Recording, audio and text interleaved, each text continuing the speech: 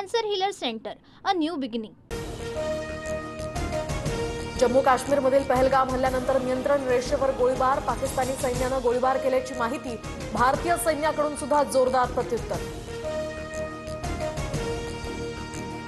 पाकिस्तानी लष्करानं नियंत्रण रेषेच्या बाजूला सैन्यांची संख्या वाढवली. पाकिस्तानी सैनिकांना बंकरच्या आतूनच पाळत ठेवण्याचे आदेश. आंतरराष्ट्रीय सीमेवर सुद्धा भीती, तर सियालकोटमधील तैनात डिव्हिजनलला सुद्धा सतर्क राहण्याचे आदेश. सिंधू पाणी करारावर आज महत्वाची बैठक. गृहमंत्री अमित शहा यांच्या निवासस्थानी बैठक होणार. भारत सरकारकडून करारात बदल करण्यासाठी पाकिस्तान सरकारला नोटीस. भारताकडून सिंधू पाणी करार स्थगित, तर पाणी थांबवणं म्हणजे युद्धासारखी कारवाई असल्याचं पाकिस्तानचं मत. भारताकडून अटारी बॉर्डर तर पाकिस्तानकडून वाघा बॉर्डर बंद. बॉर्डरवरील सुरक्षेतही वाढ. भारतावरील दहशतवादी हल्ल्याच्या अमेरिकेकडून निषेध. राष्ट्राध्यक्ष ट्रम्प यांची पंतप्रधान मोदींशी चर्चा. आम्ही भारतासोबत. भयानक हल्ल्यातील दोषींना शिक्षा व्हावी. पहलगाम हल्ल्यासंदर्भात अमेरिकेची भूमिका. पहलगाम हल्ला प्रकरणामध्ये यंत्रणेची चूक, केंद्र सरकारची मोठी कबुली. सर्वपक्षीय बैठकीत त्रुटींवर चर्चा झाल्याची मंत्री रिजिजू यांची माहिती. विरोधी पक्षनेते राहुल गांधी जम्मू काश्मीर दौऱ्यावर, तर पहलगाम दहशतवादी हल्ल्यातील जखमींची भेट घेणार. केंद्राच्या प्रत्येक कृतीला पाठिंबा.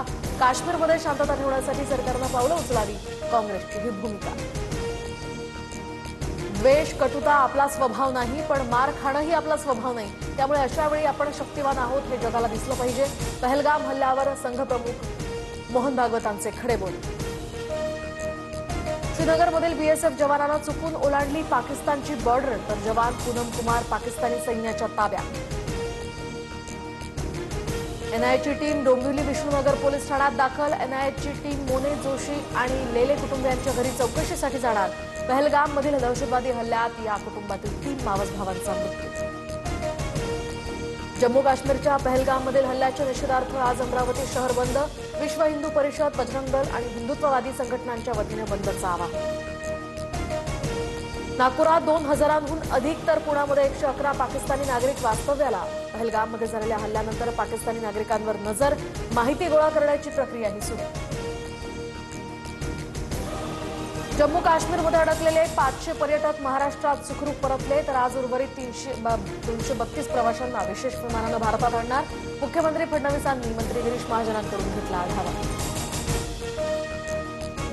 चंद्रपूर जिल्ह्यामध्ये तापमानाचा पारा 45.9 अंश सेल्सिअसवर, तर व्याघ्र प्रकल्पातील दुपारच्या सत्रातील सफारीच्या वेळेतही बदल. वाढत्या तापमानामुळे आता दुपारी 3 ते संध्याकाळी 7 या वेळेत सफारी होणार. बुलढाण्यातील नखगळती प्रकरणी बाधित गावांचा दौरा आटपून केंद्राचं पथक रवाना. लवकरच राज्य आणि केंद्र सरकारला अहवाल देणार. केस गळती, नखगळती तात्पुरती. नागरिकांनी घाबरून जाऊ नये, तपासणी पथकाचं आवाहन. अमरावतीच्या मेळघाटात भीषण पाणी टंचाई, तर तलावामध्ये खड्डे खणून आदिवासी बांधव भागवतायत तहान. मणियमपूर या गावातील दुष्काळाची दाहकता समोर. तलावाच्या काठावर खड्डे खणून पाणी भरण्याची वेळ. ठाण्यामध्ये आज रात्री 12 वाजेपर्यंत पाणी बंद राहणार, तर जलवाहिनीच्या देखभाल आणि दुरुस्तीच्या कामासाठी काल रात्रीपासून पाणी पुरवठा बंद. परळ आणि प्रभादेवीला जोडणारा एल्फिस्टन पूल आज रात्री 9 वाजल्यापासून बंद होणार, तर नवीन पूल बांधण्यासाठी सुमारे 2 वर्षांचा कालावधी लागण्याची शक्यता. वाहतूक कोंडी रोखण्यासाठी आता पोलिसांकडून पर्यायी मार्गाचा वापर करण्याचं आवाहन. छत्तीसगड राज्यामध्ये नक्षलवाद विरोधात मोठी कारवाई. 10,000 पोलिसांचा 700 नक्षलवाद्यांना घेराव. बिजापूरमध्ये 36 तासांपासून सुरू असलेल्या मोठ्या चकमकीत 7 नक्षलवादी ठार. रोमांचक सामन्यात बंगळुरूचा राजस्थानवर 11 धावांनी विजय, तर 12 अंकांचा बंगळुरू पॉइंट्स टेबलमध्ये 3ऱ्या स्थानी, तर राजस्थानचा 7वा पराभव.